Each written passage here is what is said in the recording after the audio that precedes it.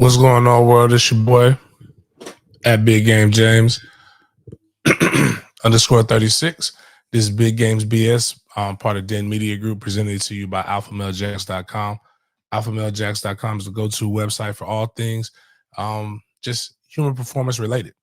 Check it out. Check us out, AlphaMaleJacks.com. A lot of things could probably be helped if you would just seek help first. Go there, click on the consultation form. Tell them Big Game sent you. Christina will send you send you some stuff for labs. You'll get your blood work done, and then we'll give you a free evaluation. So in this year, you should know where you're at. That's one of the most important things, is at least knowing where you're at, so that you can know where you need to go from there. For my people who are watching this from a lot of different places, if you make your comments from X, please I appreciate you watching from X. That's dope. But just going over to YouTube, post the comments, especially. That's probably where I'm going to only see. Charles Walker puts definitely it is MLK Day. It's the only day in the year where you're going to see a whole bunch of people tell you that why can't you be more like not Malcolm, excuse me, more like Martin Luther King, by a bunch of people who never really paid attention to what Martin Luther King did. They tell you this like he's just peaceful, and they don't realize that Martin Luther King was the most hated man in America upon his death. They cheered, they celebrated, they did a whole bunch of other different things. The way they paint it, if you really study history, by the end of their times.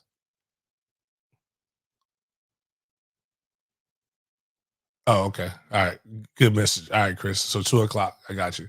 By the end of their lives, MLK was more like Malcolm X, and Malcolm X was more like MLK.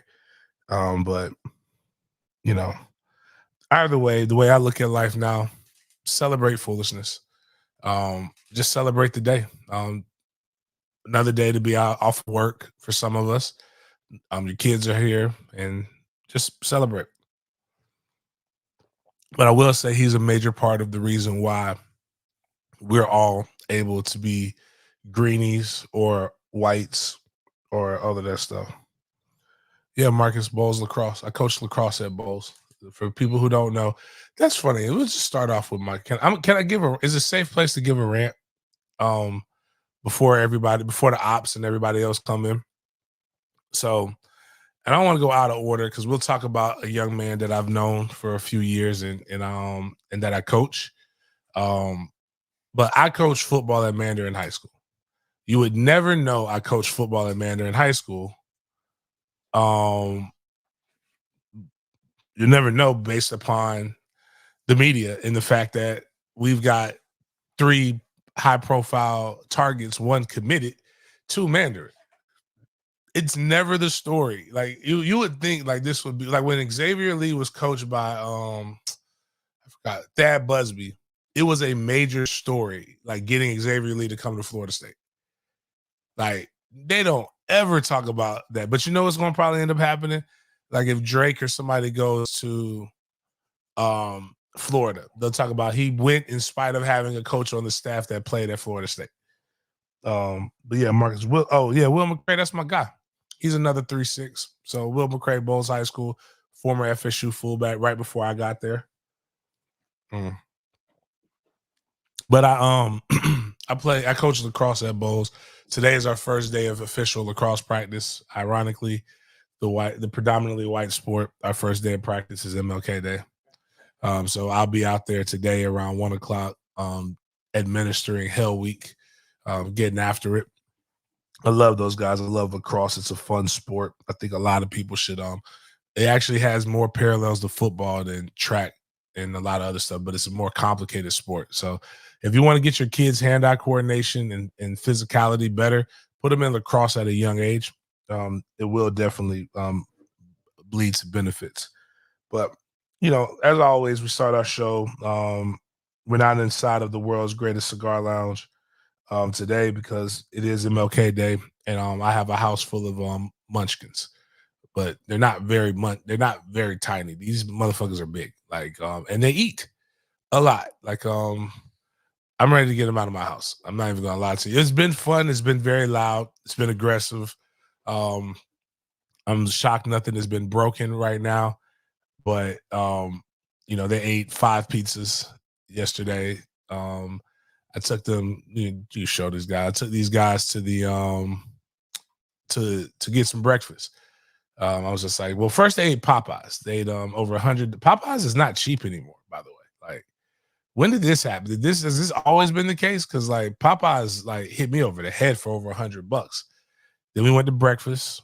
If you noticed them, we got Key Money there. You got Trey, the franchise next to Key Money. You got Devin, who, if you see, that's a grown ass man right there. And then Charles next to Devin, and Killer. Yeah, I mean they're all 10, which is crazy because like that's a lot of size, man. A lot of size, a lot of girth there. We're bringing the team.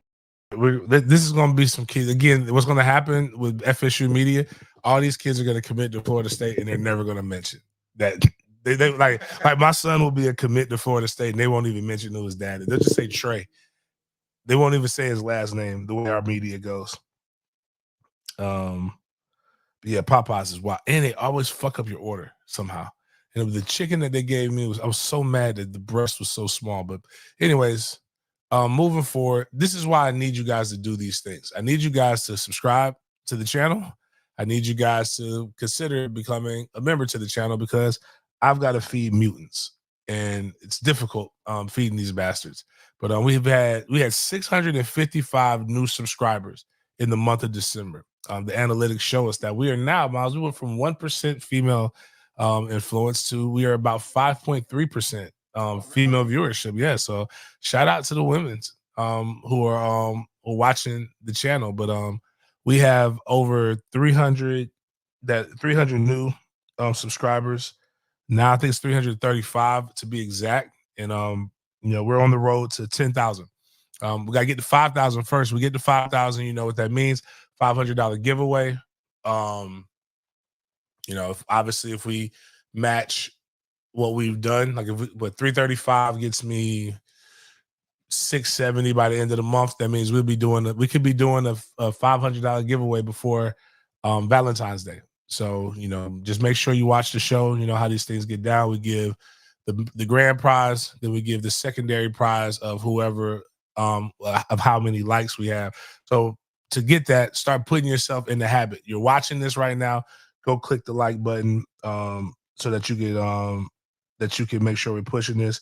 Shout out to Michael Bartz. Michael Bartz just gifted 5 more memberships. Damn, that's dope. Aaron Bailey, I would tell you that, but I'm going to leave that. Aaron Bailey asked if Xavier Lee cut his hair when he got to Florida State. That would be, and shout out to Michael Bartz for adding 5 members. But Aaron, that will be for a future pod. He will be one of the guys on Dope Boys. It should be this week. We'll have 2 of them this week that I'm going to try to do, especially if I can find the time. But yeah. Damn, Jonathan Jackson must know Marcus Oldham told him to get back to work. But yeah, Bowes Lacrosse, like again, I got my heart broke twice in 2023. In close, we lost the state championship game by 1. Should have won it. We had our chances. We played like shit, but we should have won the state championship in lacrosse, and then we should have won the state championship in football. But again, if you can, right now, one of the best ways is if we had every subscriber would just go, and if each one would reach one, just go find one person, tell them, hey, have you heard about this show? Don't even care if you listen to it. Just click the like button. Go click the subscribe button. Put the alert button. Every now and then, just go like one of the things. I wish there was there's got to be some kind of tracker, especially now that we have these memberships going and all this stuff. I did it before where you get like a point system and you can get things. Like if you like a show, like on YouTube, you share it on YouTube. Like you share. I'm gonna go back and research this stuff, see if there's still things we could do, so that at the end of the month we can say, hey, here's the list of things that people have done, and hook you up with something. But I appreciate everybody who rocks with us though so far. Reese Davis. It's been crazy weather across the north of the North America. Not down here in the south where we're at. It's kind of cold, but like it's been a lot of snow. Uh, and I like when bad things happen to bad people. And Reese Davis got caught by and tried to bash. My favorite airline is American Airlines. So I fly American Air everywhere. But Reese Davis and crew, apparently he tweeted out, "Hey, American Air, we've waited for a gate. We've waited for a gate for half an hour in Charlotte. How about help holding flights? Little explanation. Little explanation too. Hmm. Maybe your plane didn't pass the eye test. Maybe you did all the things that were required of you to land, but they just felt like other planes were more worthy for the gate so that they can, and other passengers were more worthy to be able to make their connecting flights than you were. Like, you didn't do enough. You didn't have good enough bag play. Like you didn't have like your pilot did not navigate well enough for you to be considered for a gate at Charlotte Airport. Did you ever consider that?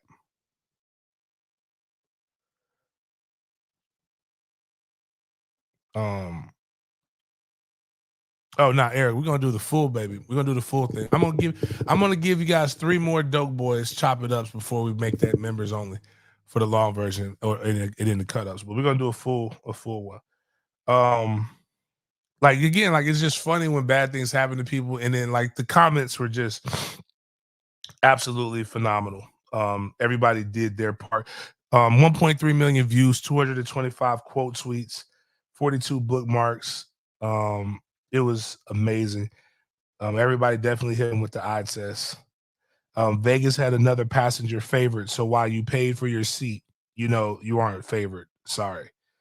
FSU fans definitely show the level of petty that's necessary in moments like this. Um, and Reese responded to the people who weren't giving him the sarcasm for the game. Like somebody told, too bad, sit your privileged ass down, wait for the gate like everybody else, which is also hilarious. Like that was very angry by that person. Like he didn't have to be that bad at Reese. Like he didn't deserve that one, but he did deserve all of the other shit that happened with it. Is anybody having a hard time reading like the quote tweets of stuff? Because like it's gonna really fuck up one of these things that I want to do. But oh, actually, you know what? No, it won't. I know what I could do. Get it out the mud, do it the hard way. Oh, man. People are terrible. The internet is undefeated, but you'll see why I'm saying that here in a second. What's my guy Brandon doing? My boy Brandon down in the DR living his best life. Um, and lastly, I love when a good story, like we have a continuance, positivity. I feel like I was I wasn't the person who brought this, but I was one of the people who helped usher this along. The world needed to know. The world needs to know that there's some good niggas out here, and we all met Noah Kaniga and the Kaniga family. Jit TV, we haven't talked about Cam. We will, trust me. But Noah Kaniga is just I love the attention that his family's got. But TMZ reports high school sports star Noah Kaniga says he's got a ton of requests to sell jerseys and merch after becoming an internet sensation, and he wants to make it happen. So capitalize off of your 10 seconds, your 15 seconds of fame, bro. No hate on that. It's gonna the jersey's gonna do numbers, bro. Right, like racists are gonna buy it. People who are non-racist are gonna buy it.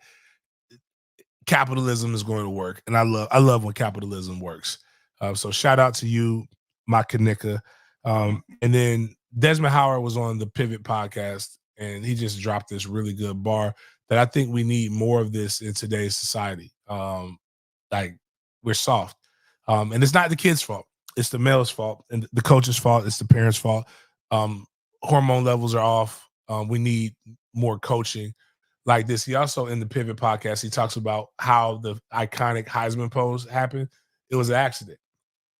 It wasn't planned. He actually planned to do something else, but I'll let you go watch it if you want to. I won't spoil it for you. But this was inspirational. I loved it. I think I live my life like this. I wish more people would live their life like this and teach their kids to live their life like this. He's gonna get on your ass, yes. Right? He's gonna get on your ass. But you know it's coming from a place of love, so you accept it. And then you see the results. Yeah. So once you start to see those results, you become more accepting of that type of coaching. So that's the type of coaching I came up under. And so I respect that. People get all kind of in their feelings if somebody yell at a guy now, and what do you want him to do? I tell you what, and man, listen, one of the greatest quotes I ever heard was from Joe Dumars. Joe Dumars was front office with the Detroit Pistons at this point. He wasn't a player, and we talked. He said, Desmond, there's never been a superstar that was coddled to greatness. Wow. I said, damn, Joe, you player. If you want to be great, you can't be coddled. Nobody cares, bro. Work harder, get out there, get after it. And that's my message today when I'm gonna be talking to these white boys. Listen, man, can I safe space? The ancestors smile when I coach my lacrosse kids. They're fucking terrified of me. And it's amazing. And I talk to them. Like I know that they're prepared for the season, for what they're gonna face because of what I say to them.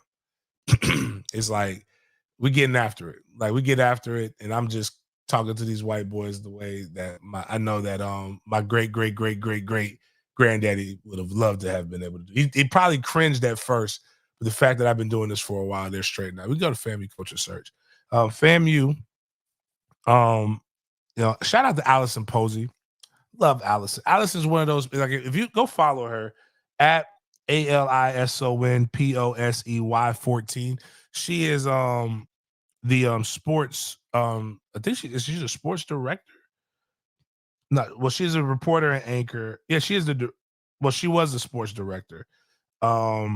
She unfortunately is a Gator, but she has been in Tallahassee for a while. She's with WCTV. She does such a tremendous job covering sports. Any event that I do, she's always there for it. But FAMU has a board of trustees meeting at 1:00.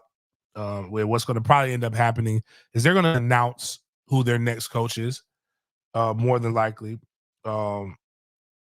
Right before the end, Tiffany Dawn Sykes, the athletic director, is going to give a head football coach update. We all know that the boosters and there's been a lot of stuff going back and forth with AD Sykes and a lot of other shit. But like, I personally think that they're going to do a hire. They're going to do what the fan base wants, which I think is not necessarily in the best interest of the fan base, because that's not how you want to operate. But I think that coach will be good though. If it's James Colsey, I believe, I think it would be I think he's a dope ass coach, and hopefully he'll recruit my running back, because I like FAMU. I want FAMU to be great. I think they can be great, but they just got to sometimes we got to get out of our own way.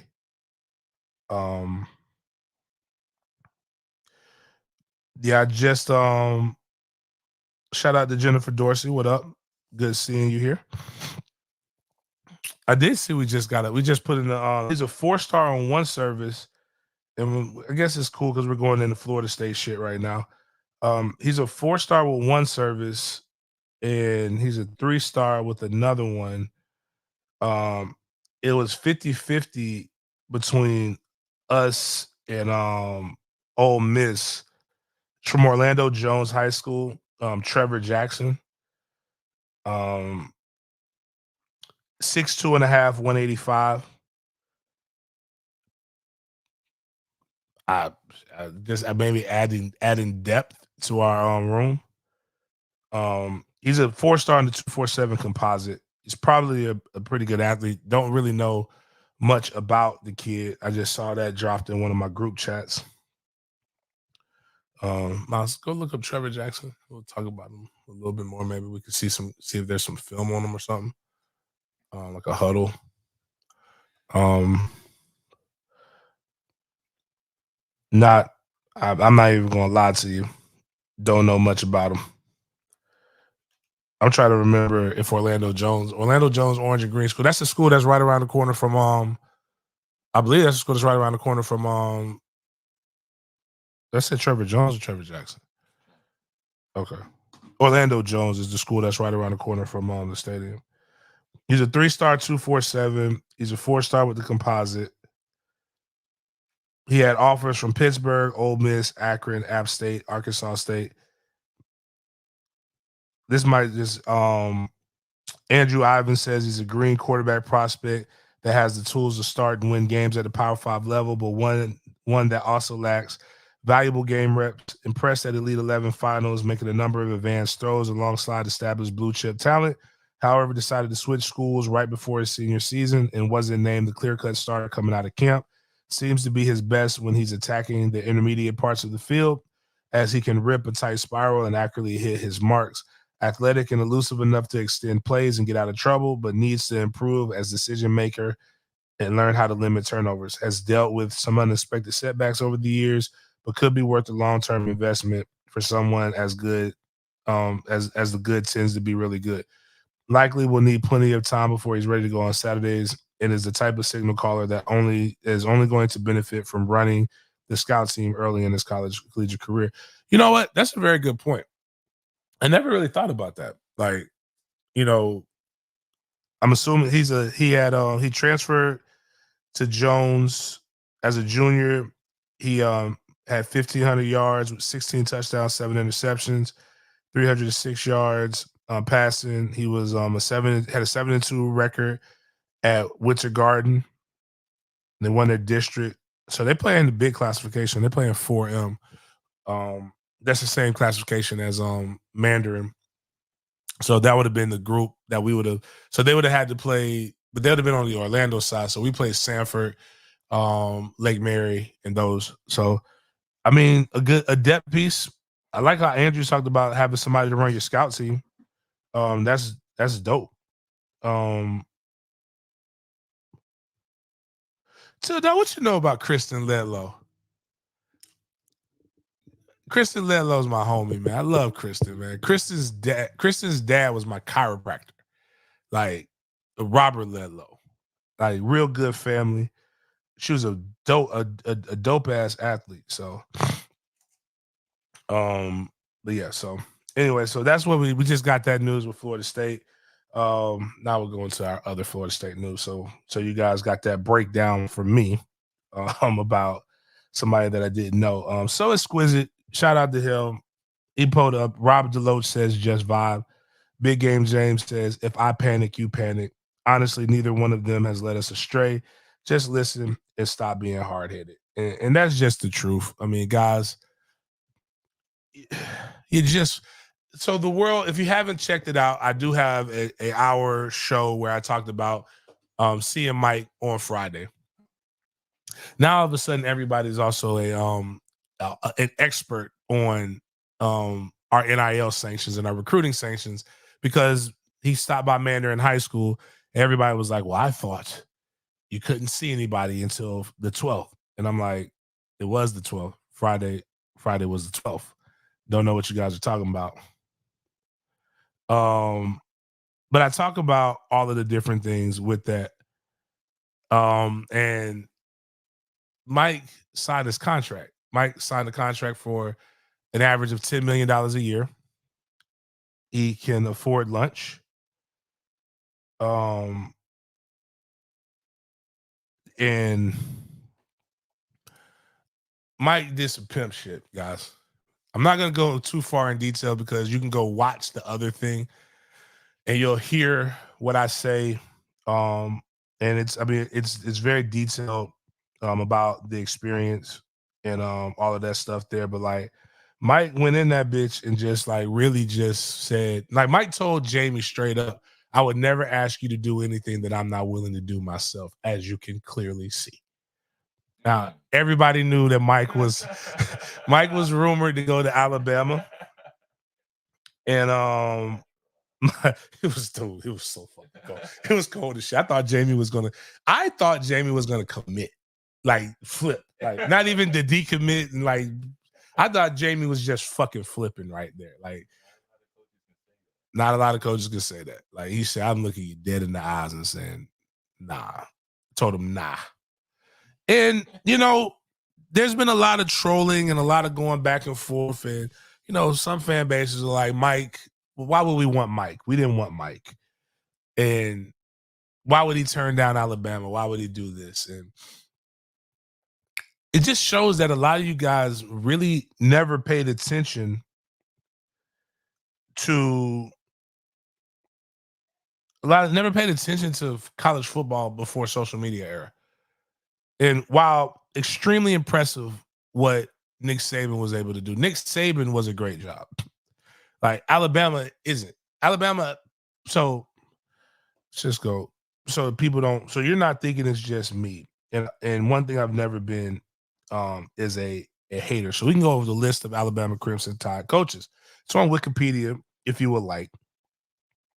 And we're gonna go past. We're gonna go to when Alabama football really started. Well, damn, I didn't even realize that. Jennings B. Whitworth was pretty fucking good. Oh, no, he wasn't. He coached. My bad. It says GC is games coached. Then the record's right after that. He was 4-24. So Harold Drew was pretty good, 54-28. Frank Thomas wasn't bad, 115-24. Now, this was before, well before integration, which is where most of their championships come from. But then Bear Bryant came from 1958 to 1982. Bear Bryant went 220-40, and he retired in 1982. Then from 83 to 86, they had Ray Perkins, 32-15, not bad. Then they had Bill Curry, who went 26-10 from 87 to 89. Also not bad, but just mid. So they had Bear Bryant. Then they had a decade of almost a decade of mid. Then entered Gene Stallings, who was there from 1990 to 1996. They went 62-25. Gene won a national championship. Gene leaves. You enter Mike DuBose. Mike DuBose from 97 to 2000. You guys ready for Alabama's dominance in the SEC and how great they were during his time there?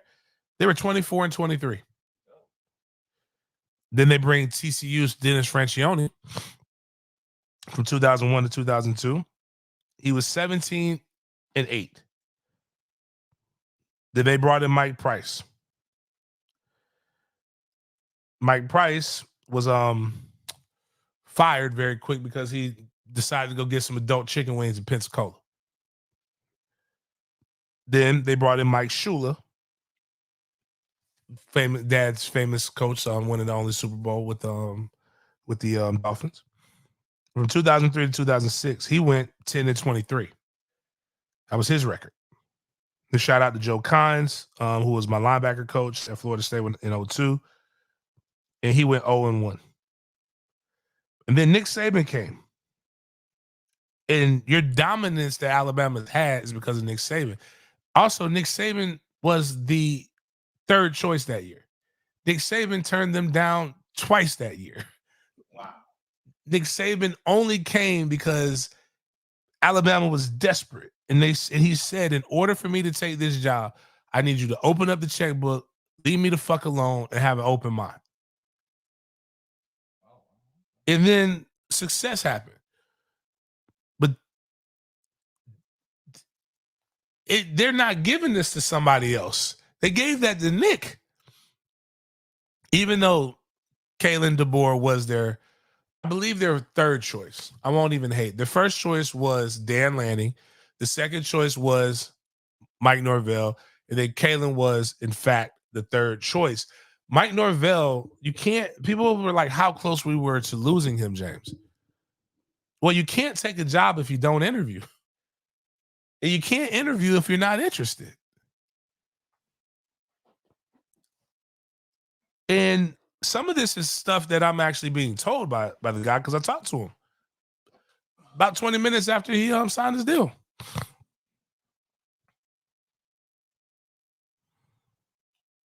Stacey Smith put that. I saw that dumbass statement. You don't realize, like when he comes in and he came in looking relieved. Now, mind you, we got the picture. You gonna post this picture up there? Yeah. Mind you, shout out to my guy. He's looking frail, Mike. You got $10 million a year, bro. We know you're getting the money, dog. Let's go get a cheesesteak. Let's go get something unhealthy, bro. Like you're getting too slim, dog. I need you to gain some weight, bro. Still gives a solid handshake though. Appreciate that, boy. Ooh, one. You know when I learned to hate it? I was in high school. I never really paid attention until I watched King of the Hill. And King of the Hill is a phenomenal cartoon, by the way. Like it's amazing. And what happened was Hank Hill knew it was the election year, and he knew he was voting Republican. And George W. Bush was coming through, and George W. Bush gave him a handshake. And you know what the handshake was? He gave him the limp wrist. And Hank was like, how could I can't have this man represent my country with a weak ass handshake. And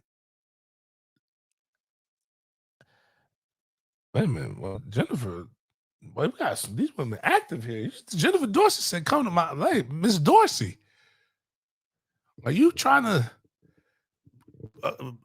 solicit my head coach? But that sounds delicious, though. The way she said, come to my house, I'll fatten him up. He needs greens and cornbread. Like, hey, like, wow, I can't get that invite. Miss Dorsey, I like greens and cornbread. Shout out. There was this one funny thing about this white lady cooking some goddamn greens. This black lady critiquing it. It was so hilarious. It was so pure. It was the black mama. The black grandmama was so upset. She said she put sugar in them greens. All that sugar, she making candied greens. She was like, she didn't even clean them things. There's probably a worm in there. But nah, all jokes aside, Mike needs to eat though. But Mike came in there, dropped some bars. It was dope to see him. He gave some insight on how the whole thing went. We talked. I told him, man, first thing I told him was like, man, I'm glad you're coming on board. And he was like, why would I leave what I just built? He's like, funny story about my mother. My mother and my father, you know, I talk about them a lot. My father is crazy as shit, but he has some great bars. My mother is salt of the earth woman. An amazing woman. Like, I personally don't believe I deserve a mom as good as I got. You know, I know a lot of people complain about their mamas, but my mom is dope as shit. Shout out to them AKAs today. This is their anniversary, whatever the fuck they call it. But like, on Martin Luther King Day, it's like, so that Martin Luther King, see what happens what it's like being a famous, influential man. You don't even get the fucking day by yourself. It doesn't matter.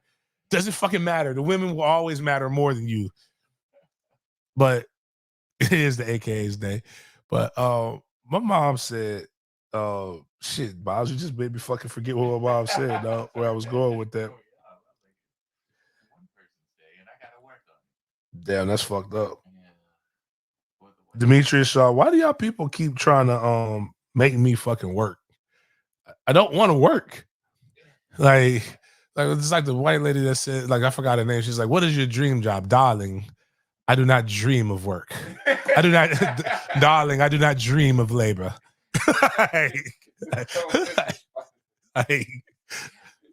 My guys at FAMU asked me would I want to, like, they want me to take my guy Devin. Shout out to Devin at Colorado.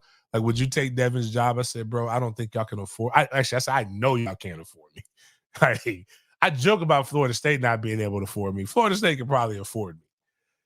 I ain't going to FAMU. I said, what you need to do. Sorry, man. Just the blacks can't afford me, man. Like, I'm not gonna lie to them. Like, I'm not the marching type. I'm not doing all that shit. Shout out to him, but like, I'm not doing the shit. They don't want to be there. Why the fuck they want me to be there?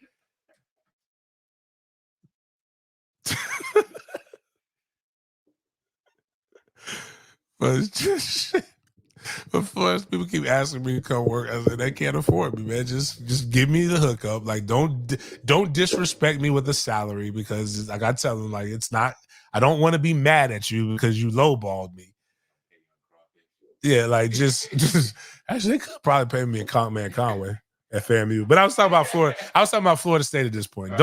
Don't disrespect me with the offer that's too low. Just give me some good cold ass hoodies. Keep giving me the Champions Club tickets and give me information so I can be talking about, so I can talk that shit on these shows like this.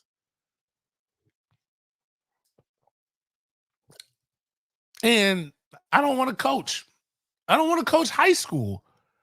What makes you think I want to coach college? But recruiting is different. And I used to say I would do strength and conditioning, but I'm not even passionate about strength and conditioning anymore. Clearly, as you can see, I've been eating. Like I need to be hanging out with Mike. If I was hanging out with Mike, I would probably look a lot different. I told Tony all dubs. That's the first thing I told Tony Tokars because he was the first person I saw on Friday. And I talked about that before. I came and did the show after I saw Tony and Dugans. And I came in that bitch and I said, hey, I need a 2XL Orange Bowl hoodie. I don't know how y'all gonna make that happen, but y'all not getting none of these motherfuckers if I don't get a hoodie. Y'all can cut this right here, put it on social media, send them. If I don't get a fucking Orange Bowl hoodie, they're not getting a goddamn thing from Mandarin. I will send all these bitches to Florida. I will personally drive them. Did I tell y'all I met Austin Armstrong? That's the DC from Florida. I didn't know that was him. Hey, no. I didn't realize that was him. Yeah, in person. I met him.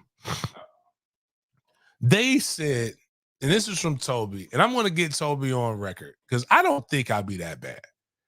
They said, James, you are the most disrespectful coach we have on our staff to your rivals. They said you didn't even acknowledge Miami's offensive coordinator when you saw him. And they said you just looked, they said I looked Austin Armstrong up and down and it just turned my head in disgust. And I didn't realize that. I didn't realize I didn't even know that was him because his face looked weird. And I thought, I would have he looked slimmer than what I thought he would be because he's got a little fat, chunky face. When people had a fat chunk, it's more so women. Y'all be fooling us sometimes. So sometimes y'all have a little fat, chunky face and then people be like, oh, okay, that's a big girl. And then they stand up and then everything is kind of like, but you lied to me. Like, be one of it's okay. Be chunky. There's nothing wrong with being chunky. Don't be chunky skinny. And don't be skinny chunky. Like, don't have a slim face, have us out here thinking, and then boom, like just surprising us. But whatever. I seen Austin Armstrong. Florida came by. Oh,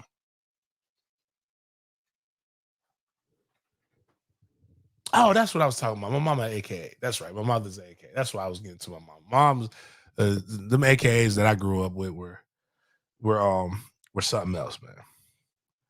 Apparently, if you want to be an AKA, be with me. Like, apparently, I'm like the magic touch. Like, I can make you an AKA.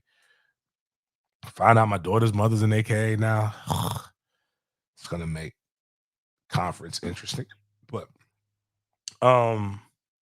Mike Norville, Ross Dellinger posted Mike Norville and Florida State have agreed to an 8-year contract that will pay him more than $10 million a year. It's like $10 million. Then you get like 10.1, 10.2. There'll be escalators. But the cool thing about that is now we get more money for off-field staff, which does not include James Coleman. They get more money for a whole bunch of other shit. We can post this stuff right here. These are some of the bars that Mike said that were notable. And it was like crazy. So he comes in and the first person, he's talking with me and Toby. Got a new member, King. Shout out to Kings. Me and Toby are talking about, all the shit going on and what it's like. He's complimenting my dog, Toby. We even get Mike up on the board drawing X's and O's. All right.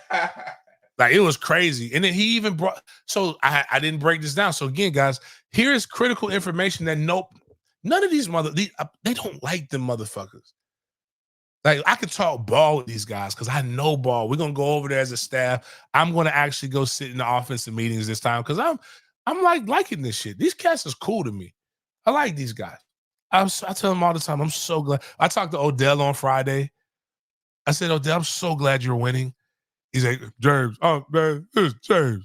Hey, I'm so glad we win too. James, you get to talk good about us, James. I said, man, you don't even understand, Odell. You know how hard it is to not say shit about you, bro? I was like, these motherfuckers talking about you and recruiting, and I gotta be like, oh, can't talk about Odell. He's winning. Now, if he was losing and you wasn't recruiting well, Odell, then I'd have to talk about you. But I can't. But Mike got up on the board and we were talking about like the question was, how do you incorporate running, your quarterback running? He's like, we actually don't run as much as people think we do. That was on Jordan. Jordan runs the ball. And he's like, and in fact, he's like, we don't run unless we have a protector, a puller, or somebody that's getting, like, we have the whole thing blocked. So like, it actually gave more insight to why we don't pull as much, because he does want to protect the quarterback. Now he might do it more with DJU because DJ's 250 pounds. But he said, ironically, we had it all blocked up and we did it the right way on the play that he got hurt. He said, because nobody can account for a backside defensive end pursuing in the manner in which he pursued and tackling your quarterback from behind. And he said, I'm still sick to this day about that. Which is kind of like cool because, again, you're getting some candor. You're talking to him about some stuff. Are we over 100? Insight that you can see. It's funny when people write, we have an in-depth interview. Yeah. In-depth interview with Jamie French. I'm like, bitch, I know you. Y'all want to talk to Jamie? Like, we can put Jamie on the phone right now. They want to talk to Jamie. It's like, it's just odd. And I'm not knocking them because that is in-depth from their perspective. But our fan base doesn't even realize the uniqueness that you have with a person who can actually give you in-depth insight, because I don't report from outside the building. I can just walk in that motherfucker. Like, it's like, what do you want to know? Oh, okay. James, tell me this. I can go find out and I can give it to you in a manner in which doesn't fuck up things. I never thought of Coach thinking about, that play messing him up. Still, we're already past it. We're on to the next news. But he's still living in that. He's the one who archetypes that play. And it's crazy because it's like it's perfect when we talk about sports being a microcosm of society. Right. You literally checked every box. Everything is perfect. This should work. But you can't, there's known knowns, there's unknown knowns. He had those all corrected. But then there's the unknown unknowns, the things that you don't know that you don't know. And you can't predict the unknown unknowns, but you can't live your life being afraid of the unknown unknowns. If you guys want to call in, if you got questions, the Pure Image phone line is now up because we're over 100 on the YouTube. But it was dope. Again, long story short, it was dope to see all of that shit going down. We got a lot of off-field staff. We got other concessions. We got other things. Commitment to facilities, commitment to the program. I loved it. Oh, did we have that? My bad. I didn't say what Mike said. Mike said priority. You can only show priority. You can't talk about it. You can only show priority. I'm going to make a statement with my actions and not my words. What did my actions show you today? He said that to Tremel and Jamie. I'm like, this motherfucker. Yeah. I'm sitting there on front. I'm on it. Toby got this cool ass reclining chair. I'm here. Big Tobe's at his desk. We over there like, did you hear that bar? I'm like, yo. I was like, that's some game. Mike, and I've been consistent about this. Mike has always had bars. Like, one of the first interviews I did with Mike, he said, I can't help the athlete. Well, what did he say? I can't help the athlete that the athlete you'll become? Oh, no, I can't help the stars that you came in with. But what I can help you is become a star when you leave here. I said, damn. Nah, this is before. This is the first one. This is the interview before the world went down. That's why I fuck with Mike. Everybody else telling, well, you have to be gentle with your words. You cannot judge these guys. I said, fuck y'all. You didn't do mat drills. I'll judge that motherfucker how I want to judge him. It's not the standard. He told me this. I said, I'm not going by what the fuck he told y'all because he won't talk to y'all in the manner in which he talks to me. This motherfucker told me this shit. I'm going to judge him according to the words that he told me. And, like I said, I think I fucks with Mike. Mike is cool as shit. I think that's the coolest thing about him is that it's not, as long as it's not personal. It's literally like, he's like, James, we went 3-6. That shit ain't acceptable. James, we went 5-7. I told y'all we were going to win. That's not it. James He took it all in stride. took it all in stride. And then what was wild is in the thing, dog. It was funny as shit because he told him, he's like, hey man, I'm taking it. He was talking to Drake, and Drake said something. Oh no, maybe it was when they were. Yeah, it was. He was talking about an ass whoop. He's like, hey man, I've taken the ass whooping before, man. I just got my ass whooped. Like we talking about. It was funny because it was like laughing about the 63-3. And it's like, shit, like, your motherfucker did get it. You sure did get your ass whooped. He didn't like try to run away from the ass whooping. He's like, bitch, that's why I'm here. I'm trying not to get my ass whooped anymore, man. I need you guys. Now, the only thing that did kind of get fucked up on the day is that Fuller and Coach Surtain were supposed to be at the school to meet with Drake, but their flight got delayed or some shit happened. They got caught in traffic, so they weren't able to make it on time. So they did not meet with Drake, which kind of explains a little bit why. Like, I think Florida should be brought up on sanctions. They had to have some chick like to Drake, like, because Drake was giddy as fuck too when he came in there. Drake was ready to commit, but Drake came in that, like, Florida did roll out the red carpet for Drake. Like they gave Drake everything that he wanted. Like, probably. Not really. They'll be up here this week to do their little visit, but like they're not really. And shout out to my boy Derek. Derek is going to do a good job trying to recruit him and Jamie. But speaking of that, Jamie French decommitted from the University of Alabama. I called Jamie and said, hey, what the fuck are we doing? Why are we giving this kind of news to Hayes Fawcett? Do you not realize this is how I fucking make my money? Oh, my bad, coach. I be forgetting. I didn't realize. I said, you motherfucker. He didn't earn that. They just be giving. Let me tell you how this shit works with the Hayes Fawcett motherfucker. He ain't got no insight. But he is really good at making edits and making edits fast. That motherfucker people just go and inbox Hayes. And that's how he has his leads. That's what happened. But he tells Hayes. And Hayes puts it out. And now how much clicks did Hayes get on that? 2.2 million views. Get out of here. Motherfucker, in less than 24 hours. Mother freaker. That could be 2 points. I'm like, come on, I'm gonna go. Actually, now I'm really mad. I'm about to get on his ass. Like, Jamie, if you don't start giving me that goddamn shit, could have paid for our whole fucking trip to Tallahassee on Friday if he comes. But stop asking me if he's coming to Florida State. You can read the tea leaves. We have a very good shot. We got to recruit him. We have to keep recruiting these guys. We got to keep doing our best. Got to keep talking to them. Got to keep, like, you can't stop a lot of this stuff. But, like, right now I like our position. I like where we're at. As a fan base, you can just continue to demand more. And I don't mean demand more from the coaches. I mean, just demand more, like, of the coverage. Like, just be like, hey, I always tell people keep asking them, I'm going to push a kid here or there. And I will not. I will help a kid make the best choice for their lives. Florida State worked for me. Now, I've said consistently, if you've listened to me, like, and I told Florida State this when he committed. Man, he's committed. Like, man, that boy ain't going to Alabama. That's a long. And I told him, like, you don't want the commitment first. That's a long time to be committed. I also know how Alabama recruits because we've seen this before with Georgia starting quarterback Carson Beck.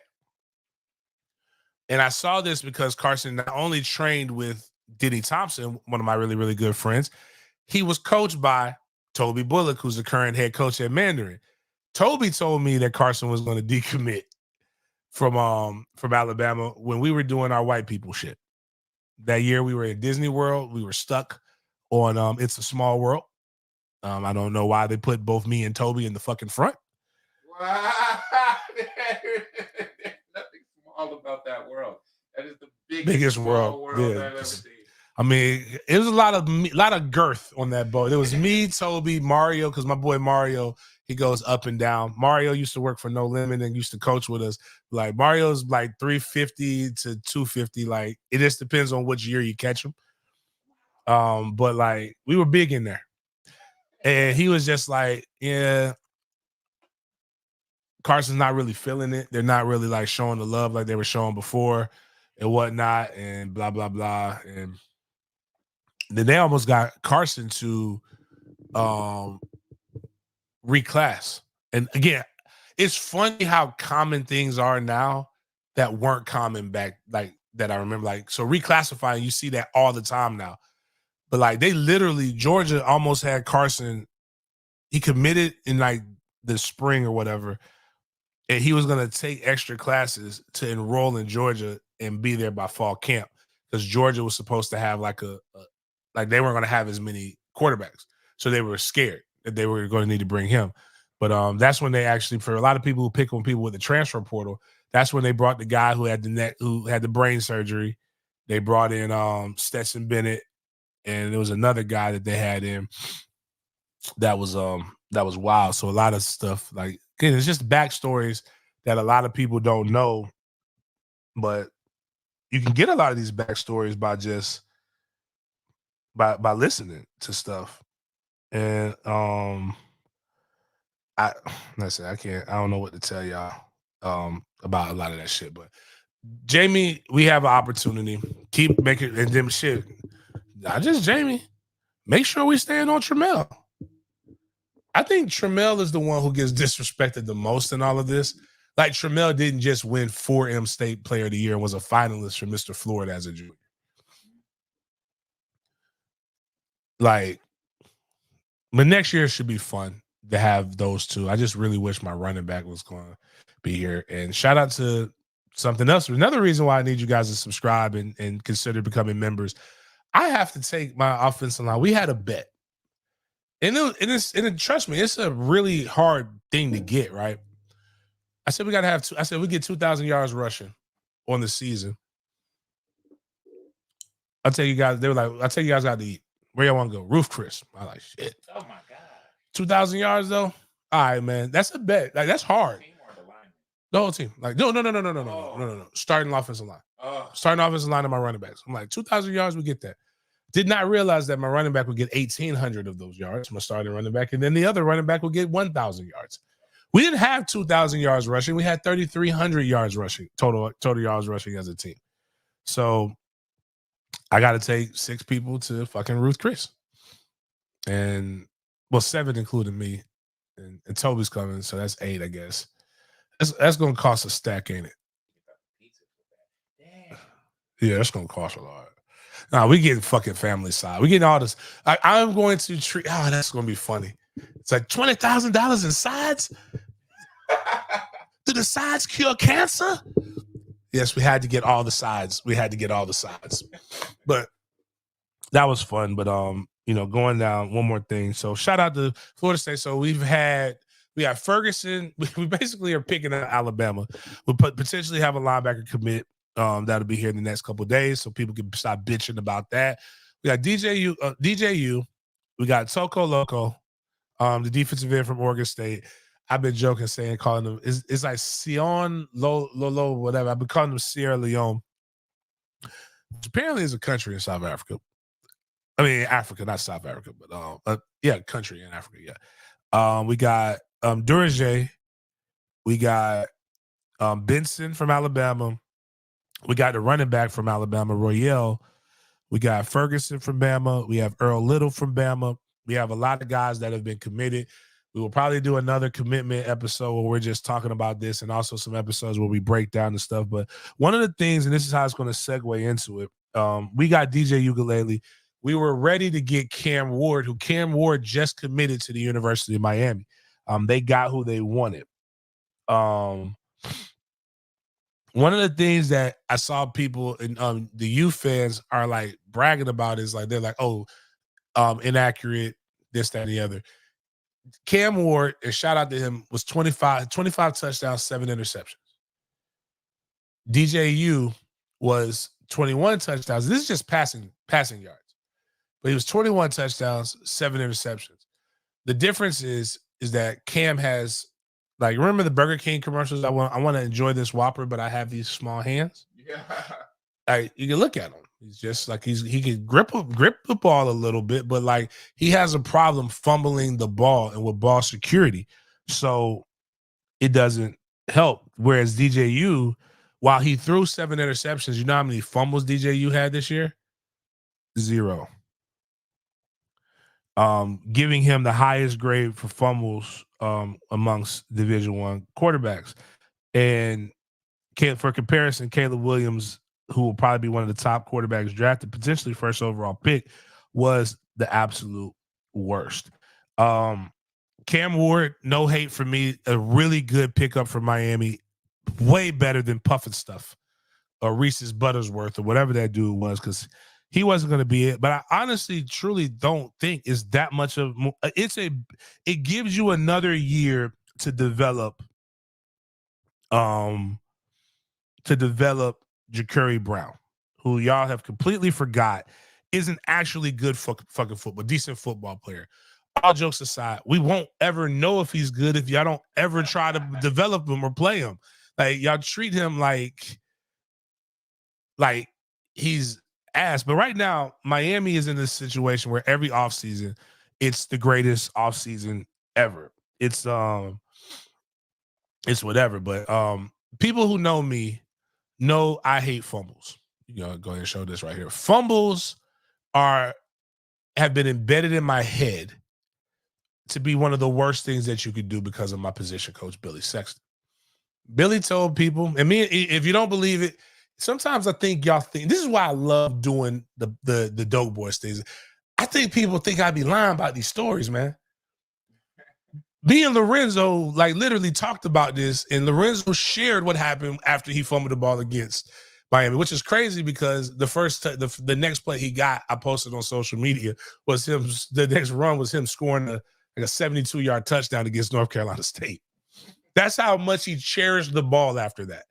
Lorenzo said after he fumbled that one ball, one of the reasons why he got drafted was they talked about how secure he was with the ball. He had X amount of carries with no fumbles, and it was like a crazy stat. Also, this movie right here, The Program, phenomenal movie. If you need to know how football was in a time when America was great, go watch this movie. We were better. If we could just take some of the innovations in the progress we've made, but like keep the mindset of like maybe the 90s, I think America would be way, way better. But this is basically my boy Big No put up. This is Cam Ward in class, in one of his first classes at UM, because the coaches are pissed off and they already know his ass can't hold on to the ball. He never actually won a real battle. Still, he won the war. Shit. What is going on? Spot. I got it, man. I got it. Sir, do you see? This is unacceptable behavior.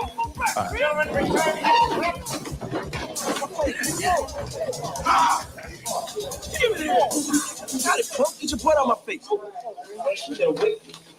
Man. You look, chump. Get you slipping. Sorry, I lost my ball.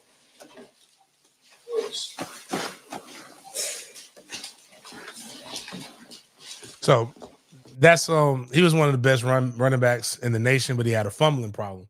And the coach said, if anybody brings me this football back, like you got like some insane amount of punishments that you're gonna have. So, and if you got the football from him, you like get out of something. So like they're all trying to, he has to keep that football with him 24/7. So they're trying to get the football from him so that he gets in trouble. And it's an actual thing that a lot of schools do. Like it's like you've seen similar with basketball. Yeah. They tell kids to keep the basketball with you, dribble with you. Does this help prevent you from fumbling? No. Fumbling is a mindset. But like it's still funny though. I've seen it happen. My man Eric asked, did I ever watch the show Playmakers? I did. I hated it. And I hated it because of the characters in Playmakers. Like, it's the same reason why I hated Baby Boy, right? You hated Baby Boy? I hated Baby Boy for this reason and this reason alone. One, Snoop Dogg, I never need to see if I don't see Snoop Dogg in a wife beater again, I'll be okay. It's hard for me to believe, like, I don't need you to be Tookie Williams, like the founder of the Crips. I don't need you to be jacked, but I need you to at least have some muscle tone for me to be afraid of you in a fight. The other part of it is, I don't need the dude who was singing on the back of the bus for Coca-Cola and Sweet Lady to be like this dude who's supposed to be this goon, a game maker. I'm sorry, I don't believe it. Just me. But then third, Omar Gooding's brother. Omar Gooding, Cuba Gooding Jr.'s brother. I was introduced to him through a show called Wild and Crazy Kids. Wow, you took it. He was shaving water balloons and living his best life. You cannot take the guy from Wild and Crazy Kids and convince me that he is some kind of goon, gangbanger. That's just not how it works, man. This man lived a happy life. He should be like the roles that he's playing now make sense. Good father, smiling, things like that. I just want more for us as a culture, and I want it more for us then, because having come from the hood and going into an entirely white situation, people thought, like, just like how I thought white people all lived the Hallmark lifestyle, them motherfuckers think that we live like that. They thought we was Tyler Perry movies. They thought we were like, y'all be singing at Thanksgiving? No. Well, Auntie Les and them sing, but no, damn it, we don't be singing and shit like that. Like, it makes you mad. And I want more of the roles where we've lived out of that. Like, the dad that might have been a goon one day, but now he's really, really nice. We kind of were getting that from Ice Cube, but like now Ice Cube went crazy and is gone, like, don't know what he wants to do with his life. So like we were getting that with Are You There Yet? And things like that. But I think it was more we knew who Ice Cube was. And like Ludacris is trying to give us that, but he's never been a gangster. That's my whole point about Playmaker. Plus, I want you to understand this. In Playmakers, they showed Omar Gooding, who shaved water balloons, leaving the locker room to go to the parking lot to go get some cocaine to do a bump during halftime. Halftime is 15 fucking minutes. I want you to realize that. Now it's worse. Then it was still bad. One of the most secure places in America is a fucking, like, the NFL, like trying to get in and out. You can't get to your car and back in less than 15 minutes. And there are people who are talking to you. So it's not like you're just getting 15 minutes to not do anything. Like your coaches are talking about what happened before. And also none of them motherfuckers were sloppy. That's why I can't watch the, what's that movie with the that everybody likes or whatever, that's supposed to be showing like this kid from the hood that went to a good high school and now he's playing football or whatever. I can't think about that. But like he like none of them played football. Like it's so many former football players that you could get as side actors that would make this shit believable. Like they like running a route is acting, man. Like I'm watching some of these guys run routes and I'm like, yo, bro, like that was so bad. Like just I'd rather the guy be 5'9", the actor, and then they put the stunt double and he's 6'5" and runs the route, and then you shove it. Like, I'd rather see that than see the 5'9" guy can't run an out route. All Americans to show you. It's bad. It makes it unbelievable. Like the way these guys look in their pads, like they didn't even care, man. Do you know how much we cared about our uniform? I wore size 26 game pants. Let me tell you how long it took me to get into my fucking game pants. Now, don't look at me now It's really weird now. But even then, I was a size 32 waist. So, but it's still tough. I couldn't get my thigh in there. I had to ease my weight. Like, you got to stretch the fabric a little bit. But we wanted the clothes so tight on us that people can't pull you. The jersey, we tried to get that. We had double-sided tape as running backs. My jersey fit me like a jersey dress without pads on. Like, that's how tight them things was. These movies be showing these guys with these baggy-ass, stank-ass looking uniforms, man. They don't even care about their dress code. We needed to look good for the video game. And that's my problem. That's my other problem with the movie. It's the realism is a problem. But Cam Ward is there. I personally think they're still – I had him at 8 wins. I have him at 8 wins. I had him at 7 wins next year. But I have them at 8 wins now that they have Cam Ward, potentially 9. That quarterback position puts them above almost everybody else. But I wanted Cam Ward at Florida State. Like, I thought Cam Ward would be great at Florida State. But the more I look at what we do and what we've done in the previous years, and I look at what DJU provides to us with the weapons that we have going the ball down the field, I personally think we're all right.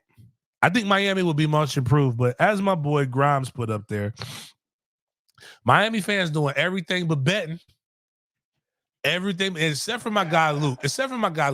Luke's gonna bet me against Miami regardless, and I don't want to do that. I like Luke. I don't want to take Luke's money, but like everybody's talking to Sefer. I'm like, cool. Let's just put money on the game straight up. No, I don't know.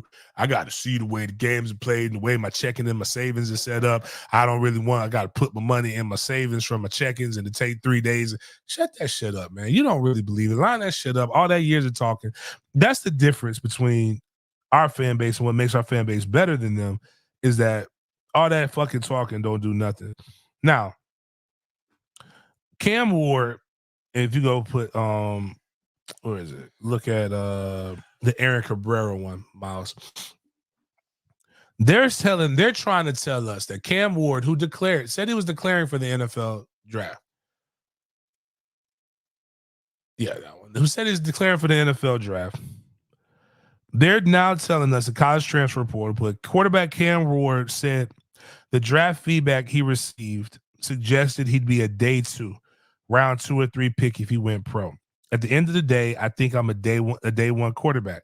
I think coming back to college can solidify myself. Do you think you made the right decision? And Aaron put this, and this is a very true statement. You can convince me of a lot of things, but one of them isn't that Cam Ward had a day 2 draft grade. I'm with Aaron. I'm with little bro Aaron on that one, dog. Like, lots of your pastor. You ain't got a lot of me, dog. That draft grade came day 3 or free agent. Oh, like let's just, outside of the stats, oh damn, there's a Cam Ward in the MLB too. I mean, not MLB, in hockey. Let's just read Cam Ward's measurables if I can find these things. There we go. ESPN has it here. It's got solid. 6'2", 223 pounds. This will be his 3rd school, which is cool. I don't have no problem with that. He's used the stuff the right way, leveled up. He has a lot of attempts, pretty good completion percentage.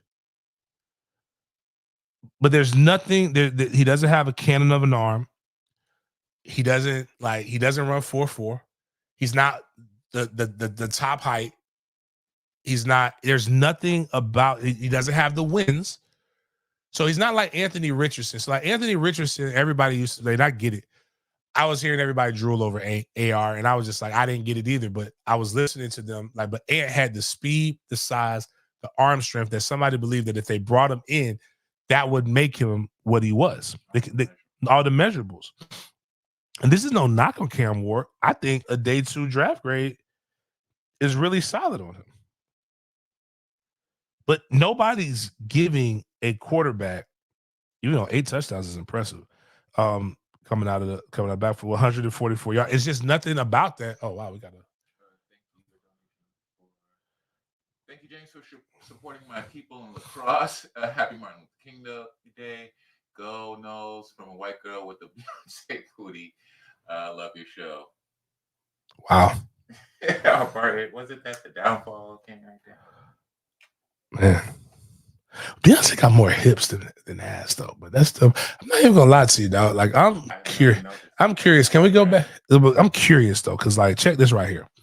So my boy, because she made it relevant, and just like if you call right now, we could. It can't deter the show, but when you give $10, one, I love women giving me money, so that helps. I appreciate that. Hopefully, you're a member as well. But we have this theory in my group chat now. I never looked at white women like this, but now like I kind of want another kid, but not like a kid, like just like almost like a Jon Snow type kid, a bastard kid. Oh. But this kid would be purely for athletics. Yeah, this kid would be bred. It's a breeding kid. Baseball player, quarterback. Like I've thought about the Michaela Edenfield. She's one. She's like, you got to be somewhat attractive, right? You can't be ugly. I don't want an ugly baby out here. So Michaela Edenfield, softball player, stud, beast. But she's not a stud, but she's a beast on the softball field. But we have this theory in my group chat, and we're like, just don't judge me. Hear me out, and then apply it, and maybe we can either confirm or deny this. And if you're a woman, like a white woman that has kids with a black man, maybe you can, maybe you have evidence already for us. But like, it seems to be like all the good linemen right now are mixed kids. Like offensive linemen, like they're big, like they're like it's just something about that. Like if you got a good athlete with the father, and then you get them mixed with like the gene, like if we have the pictures, we still have the pictures from breakfast? Because I got a good example right now that I'm not even gonna hold you. Just go up to pull up the boys from breakfast this morning. Yesterday.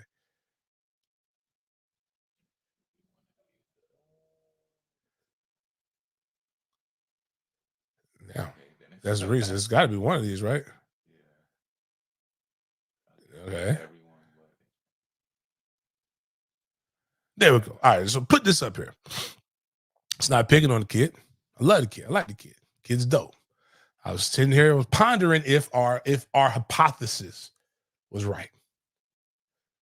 I can blow this picture up so that people can see this. You got to see this. There's only one Knicks kid, and they're all 10, except for the baby. Look at that motherfucker's head. Look at that motherfucker's shoulders. That motherfucker's feet is the only one hitting the ground right now. A lot of people look at that as a bill. I look at that as an 18-year CD, certificate of deposit. That thing will eventually pan out. All I'm saying is his mama's white and his dad is black. And we can see the future of a line. I don't know how we need to do this. I know it worked out for me with my father not being there. If we got to separate and just create that so you can be angry at something, I don't know if you need there to train. All I'm saying is that when the hypothesis was posed, it seemed like a lot of evidence was there. Go look at 2 of the 3-star offensive linemen we brought in this year for Florida State. And you know what you're going to see? You're going to see that. And it mix mama white, daddy black. All I'm saying is I don't know. But it seems like it seems like it works, man. I just want an athlete. That's it. I know I got 2 right now, but it was on accident. The athlete gene is very strong in my family. I just fucking want we got to get the measurables. I'm starting to feel good about Trey though, because like Trey had one of his white teammates that he saw like on Saturday, and Trey, that kid was like super taller than Trey, Jake, and now like Trey's like at Jake's chin now. So I was like, Jake's a full year older than him, so it made me feel good. So just The mom got to have a bob. You're right, pretty no go. It's if you got it, like, I mean, there are the indicators. Like, we've seen them, like, you know, but I don't know if it's got to be like, if it's the mom. That's what we haven't figured out. It's like, do they have to be like, how white do they have to be? Is it the white that kind of like, that we know likes pepper? Or is it like, like as Dr. Umar would say, like a true snow bunny? I don't know. But I'm also hanging out with talking with Daddy Daddy DJU. DJU's pops Polynesian. The Polynesians got some size too, man. Like they're all so DJU again. The mama's black, the dad's Polynesian. So the Polynesian is what gives him the 6'5". But he clearly said he gets the athletic shit from his mama.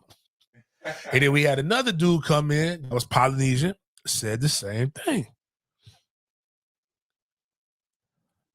Gotta have, man. Pretty no girl is on point. Big calves. Yep. You gotta see the measurables, man. That's all you got. That's all. All I'm saying is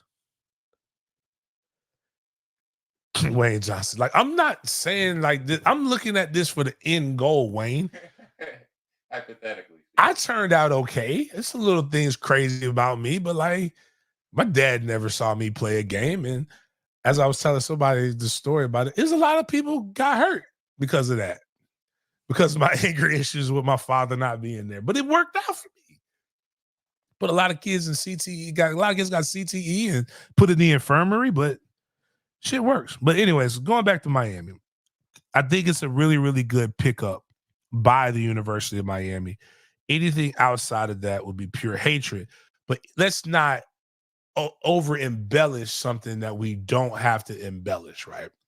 There's no need for that. But yeah, that's okay if you don't have that. That's fine. That's just funny. My boy Big Noah loves putting they got the commit from a 4-7 quarterback. 36 turnovers in 2 years. But the like this is what the actual NFL stuff said. If you could put up with what Tina Snow put up there, another great no follow if you would. A potential day 3 draft pick, Ward clearly found it more enticing to play college football in 2024, and he was able to take advantage of college football's NIL rules. Before college athletes were able to make endorsement income, Ward would have been eligible to return to school after declaring for the NFL draft if he had not hired an agent.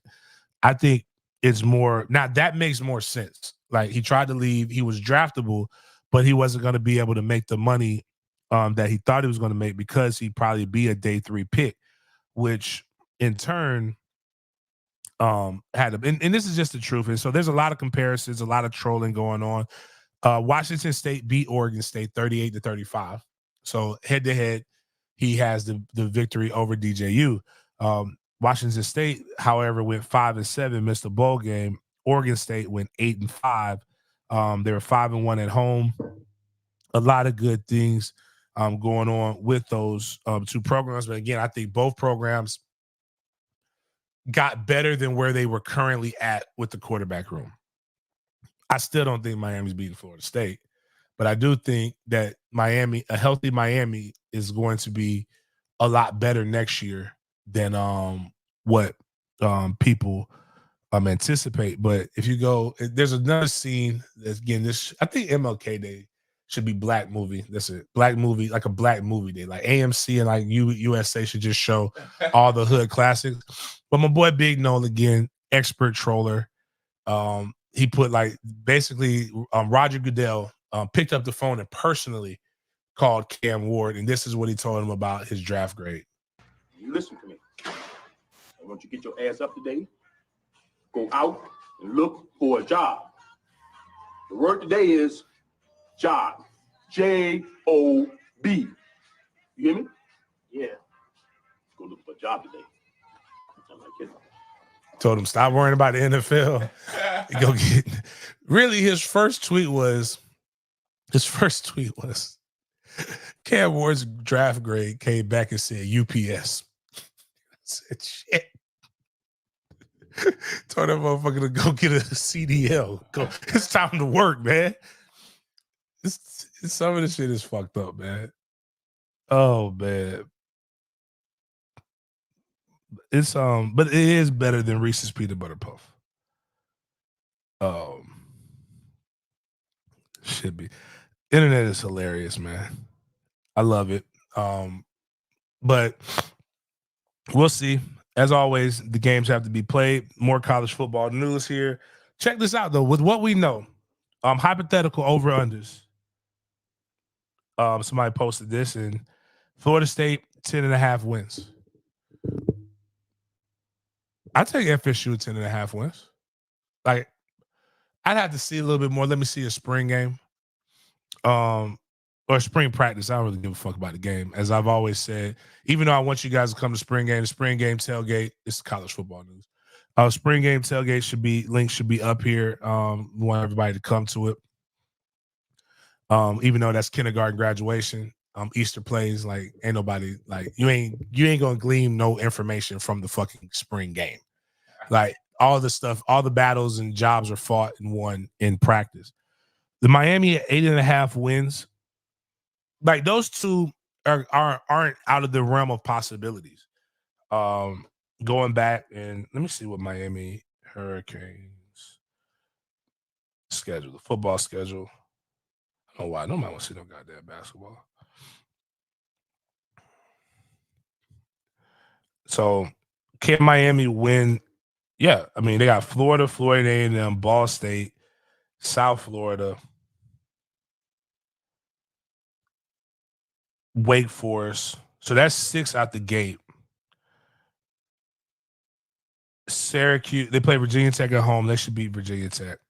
So that's 7. Syracuse, Louisville, Georgia Tech. I don't know anything about Cal, so I can't even tell you about Cal in Florida. But I'll say they'll beat Cal. So that's 8 right there. The 4 tough ones. And the only reason I say Syracuse is because you have to look at what Syracuse has done. Okay. Shout out to White Boo, aka Extreme, becoming a member. Syracuse, Louisville, Georgia Tech beat them last year, but Georgia Tech is a much better, much improved team toward the end of the season. I think those are teams that'll give them a tough go. And I just don't think Mario's a good coach. So, like, I mean, I'm sorry. Like, there's nothing you can do to convince me that Mario is a good coach. But I do believe that Mario will win and will be there long enough to win something one time. Not even a championship, like get to the ACC championship one day. It has Florida at 6 wins. If Florida doesn't beat Miami in game 1, that's going to be crazy. UCF, don't know enough about them. Alabama, I don't think they win 10 wins. But go back to the other one that you just put up. So Florida's schedule, and here's why I don't think Florida will win 6 games. Just look at the quarterbacks that they have to go up against. Cam Ward, KJ Jefferson, Nico, one of the Polynesian names at Tennessee, Brock Vandergrift from Kentucky, who transferred from Georgia, Carson Beck, Quinn Ewers from Texas, Garrett Nussmeier, Jackson Dart, and DJ U. Now, Gator great Jaquez Green put only 3 of them were proven quarterbacks, and that would have probably been at the time. I'm guessing he's going with Carson Beck, Cam Ward, or DJ U. Technically 4, because KJ Jefferson beat Florida at Arkansas.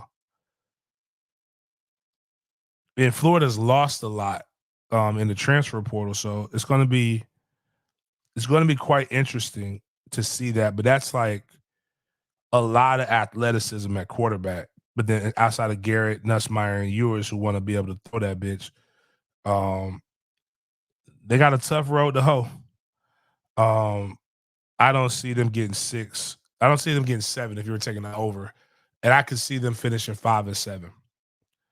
Other news, if no matter how we are as Americans, mid is going to always sell. And JJ McCarthy is the epitome of mid, but like he's just the guy that everybody wants to make into this folk hero. Shout out to him for winning the Natty, but he has declared for the 2024 NFL Draft. I hope to see more. I think he's going to become the darling of that. Another thing when people were fighting and crying and complaining about Florida State not doing anything in the transfer portal, Alabama's players still have 30 days because of Nick Saban retiring.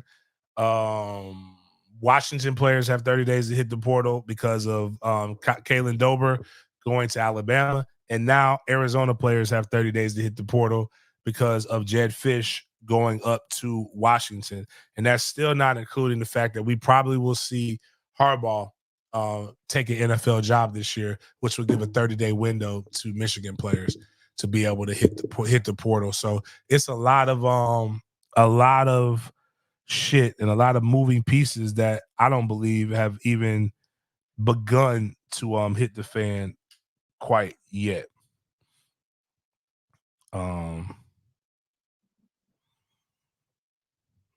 Shout out to Bobby. Bobby been taking pictures and shit of Doak Campbell Stadium.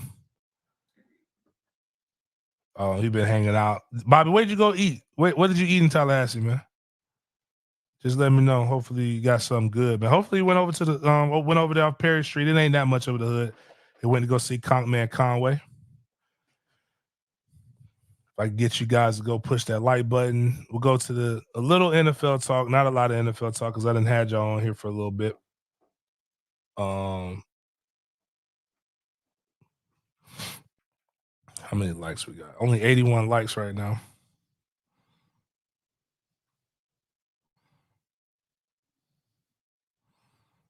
Basically, we got a lot of stuff, but we still have some things that are going on in terms of people that we're kind of bringing in. But we also have scholarship limits, which I keep trying to tell people. Because of the sanctions, I don't know if we're going to serve all 5 next year or if we're going to try to do them now. But we were already only 5 scholarships. We only had 5 to give. So we may have to get a little bit. We may have to give up on some guys or have some guys convinced to come over on some NIL deals. I don't know what you guys have thought, but like I enjoyed the NFL this weekend. Don't think I'm going to enjoy watching it from the warmth of my home, the Pittsburgh Steelers Buffalo Bills game, because that looks like they're playing in a snow globe. That don't look fun to play. But the NFL had an active weekend, and one of the best things that's going to make this show funny is, and what me and Denny figured out was the off season is literally the best time of year for football. All kinds of crazy stories happen, and nothing crazier than this one. And people say I say some wild shit, and I didn't realize that. I guess yesterday I said something out of pocket to a guy, but he came at nephew, so he deserved it.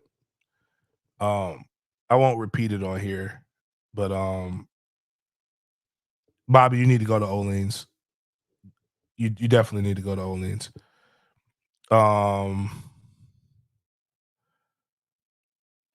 We get a chance to watch some football today, but like Ryan, and speaking of Pittsburgh Steelers, everybody remembers Ryan Shazier, right? Ryan Shazier is one of the first people that we saw get hit. Like it was a scary thing. 31 years old. Had a spinal injury.